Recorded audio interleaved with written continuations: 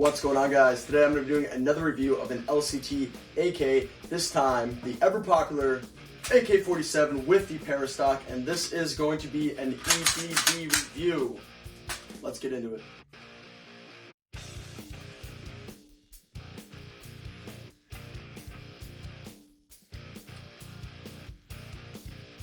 We're first going to start off with the contents of this box, what comes with the AEG, the build quality and design of this gun, and then we're going to look at what matters the most, the performance of this gun, and we're going to look at the FPS, the rate of fire, and the accuracy of this gun. Let's get into it. Alright, so opening this guy up, it's rather simple what comes inside here. We have the AEG itself, nice and folded up.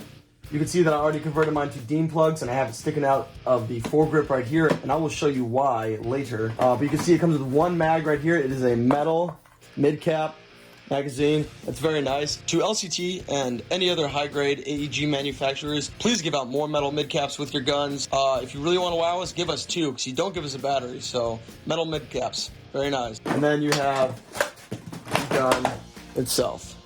Beautiful gun. Let's dive into this bad boy. On the other side of this gun, you will see there are two sling mounts. That's very nice, especially this one. Alright, so the build quality of this gun, like every other LCT I've ever had, is excellent. Some people might think different, but they're fucking stupid. Off the bat, this thing is a solid build, full steel body. You do have plastic foregrips and a plastic pistol grip right here. The stock, to get that out, you're going to press a button right here, and at least this model that I have, it is incredibly stiff. Like, man, this thing, you got to really push down that and pull this sucker out. But having owned a parastock AK before, I'd rather have one that's rather really stiff than one that's just flimsy and flying around, ladies. But yeah, overall, very solid build. Feels great in the hands. Got a nice weight to it. Overall, just incredibly sturdy. And as mentioned before, we do have a metal mid-cap that's going to come with this AEG. Fits in there very nicely. Now, guys, I know you're saying to yourself right now, hey, asshole, just show us the electric blowback and tell me what's the FPS of this gun and how accurate it is. Well, hold on. I do have one qualm with this gun that I do want to show you. I have come up with some solutions to it, but it is kind of, honestly, a son of a bitch, so let's check that out. Alright, that issue for me is the battery compartment. It is right here in the bottom part of the foregrip, and you'll notice that I have my battery wire hanging out right here, and you're probably wondering why? Why is that? To get to this battery compartment, it's quite a pain in the ass. So we're gonna have to take out the blowback system that is here in the top dust cover. You do that by pressing down on this button right here, nice and tight. Dust cover comes off. You have the blowback bolt and the spring for it. We're gonna remove the spring by pushing this guy forward. We can take that guy out. This is the spring that operates the electric blowback system.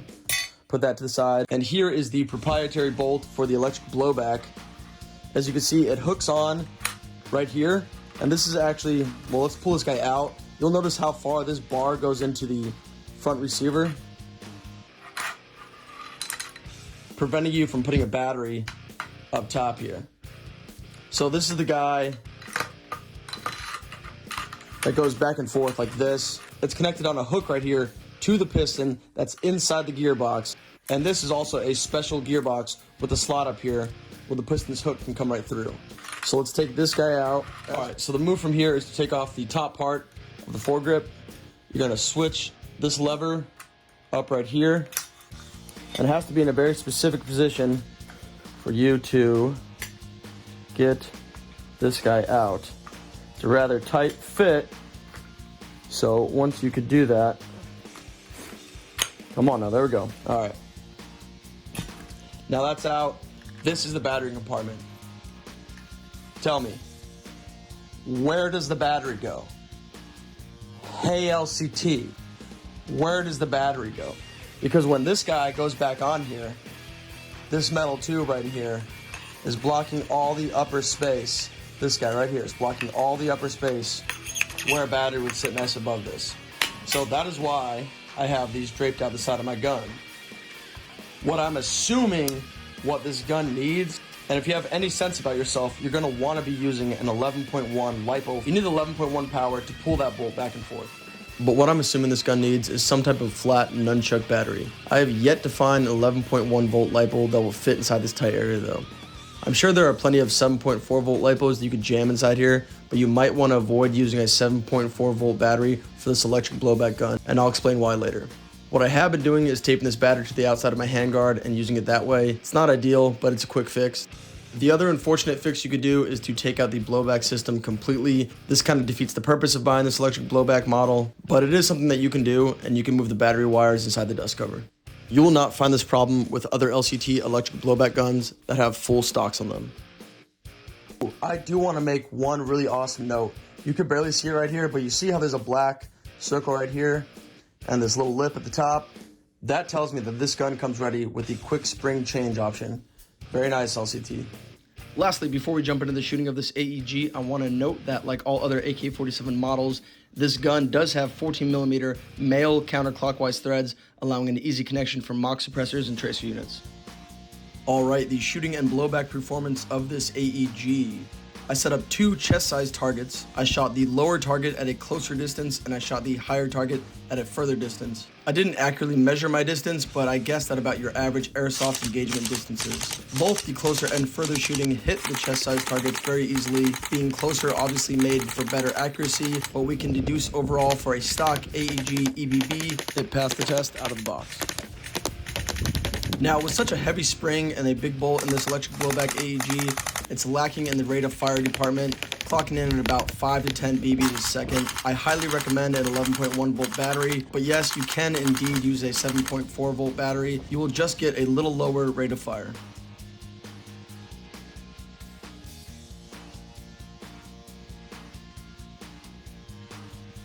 And you got to see that lovely blowback system at play as well. Now, as far as the FPS, I chrono this gun with my Ace-Tech lighter BT tracer that has a Bluetooth chrono function. Shooting with 0.28 gram BBs, we're looking at about 365 or higher FPS, which is putting it at around 420 to 430 FPS with a 0.2 gram BB out of the box. Now, keep in mind that this gun is fresh out of the box. After using this gun a few times, I'm getting readings closer to 330 to 340 FPS with a 0.28 gram BB, which is roughly 400 to 415 FPS. Depending on your local field's rules, this may or may not be shooting hot out of the box, but fear not. As I pointed out earlier, this gun has the quick spring change capability built into the gearbox. You can easily swap in a lower FPS spring for CQB fields or whatever your potato loving heart desires. Overall, I'm very happy with how this gun shoots.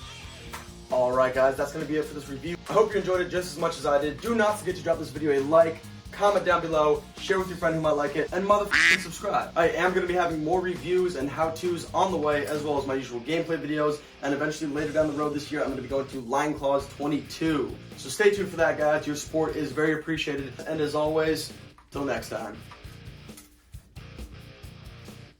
Potato out.